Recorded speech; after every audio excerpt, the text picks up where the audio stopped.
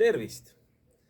Võiks ju keegi teine rääkida, aga kuna rääkijaid pole, siis võtan ise selle teema.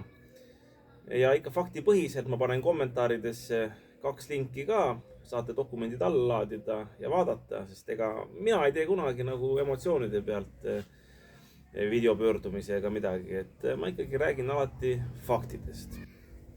Ja üks fakt on nagu see, et siin Tartu Hoiu-laenuühistu pankrotimenetlust peetakse nagu mingiks imerelvaks, isegi selliseks, et 2 pankrotihaldurile kinnitati 10 000 töötundi, 200 eurot töötund, et 2 miljonit siis, eks ole.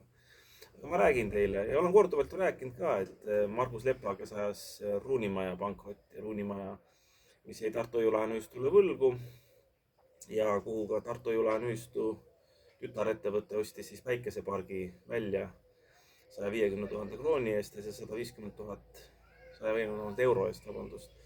Ja 150 000 eurot jäi siis pankrotipessa kinni, muide sama advokaadibüroo, kes Tartu Hoiu-laenuühistugi pankroti asja ajab. Pankrotihaldur Mart Uska, ma ei tea, kas see on välja makstud või ole, aga enne seda oli pankrotihaldur Maarja Roht, kes sisuliselt ajutise haldurina oma aruandes leidis seda, et isegi kriminaalseid tunnuseid võiks olla juhatuse ehk siis Margus Lepa töös.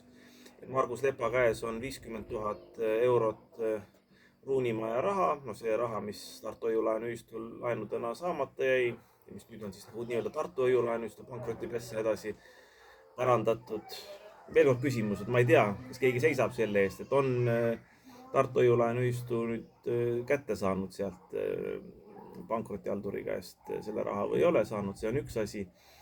Aga vaat see Maarja Roht, eelmine Ruunimaja pankrotihaldur, tema oma töö eest võttis 11 000 eurot.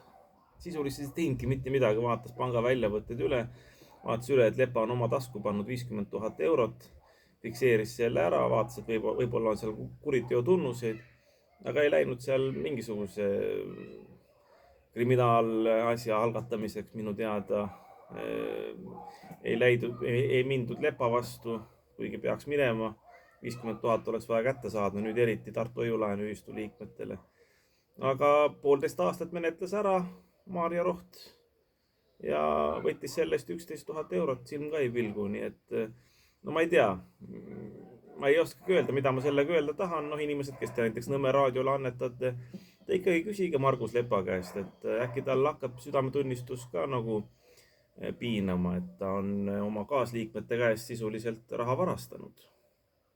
Et ma panen veel kord, ütlen, et panen kommentaaridesse ka selle dokumendi lingi, et igaüks saate ise üle vaadata ja Margus Lepale meelde tuletuseks saata ja pange talle rahad teele. Võib-olla ta on selle raha ära raisanud, et saab teie annetustest Tartu Hoiu-laenuühistule rasked ajad hüvitada.